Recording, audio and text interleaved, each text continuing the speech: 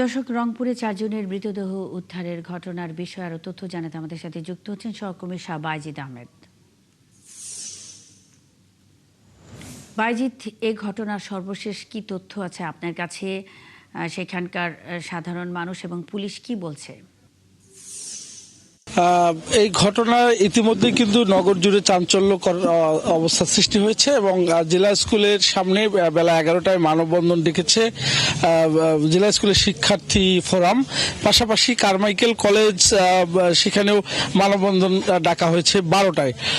তবে একটি বিষয় মুন্নি আপনাকে জানিয়ে রাখি, এই যে প্রধান ফটকের পাশেই কিন্তু দুই পাশে দুটি দোকান রয়েছে, মুদি দোকান, এবং ঠিক তার অপোজিটে কিন্তু মন্দির রয়েছে।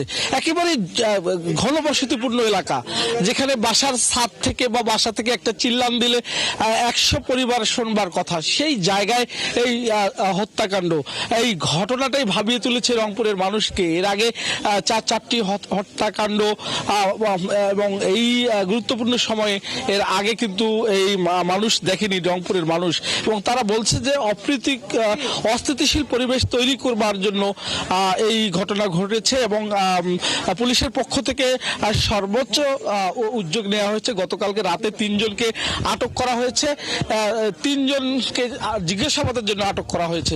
এবং এমনই একটি বিষয় আপনাকে জানিয়ে রাখি যে বাড়িতে কিন্তু কোনো জিনিস খোয়া গেছে এরকম তথ্য এখনো পর্যন্ত আমরা পাইনি। তার মানে ঘটনাটি একেবারেই পূর্ব পরিকল্পিত, এবং যে স্ত্রী এবং তার দুটো সন্তান, সেই 4 জনকে কিন্তু 4 জায়গায় তাদেরকে হত্যা করেছেন, এবং সেই হত্যাকাণ্ডের ধরন একেবারে নৃশংস।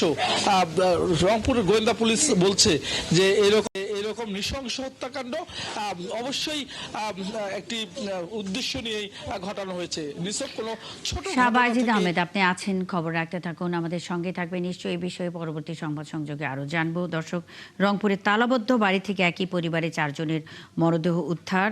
এটি হত্যা নাকি আত্মহত্যা তা খতিয়ে দেখছে পুলিশ। এসব বিষয়ে খবরাখবর নিয়ে আমাদের সহকর্মী শাহ বাইজিদ আহমেদ যুক্ত ছিলেন।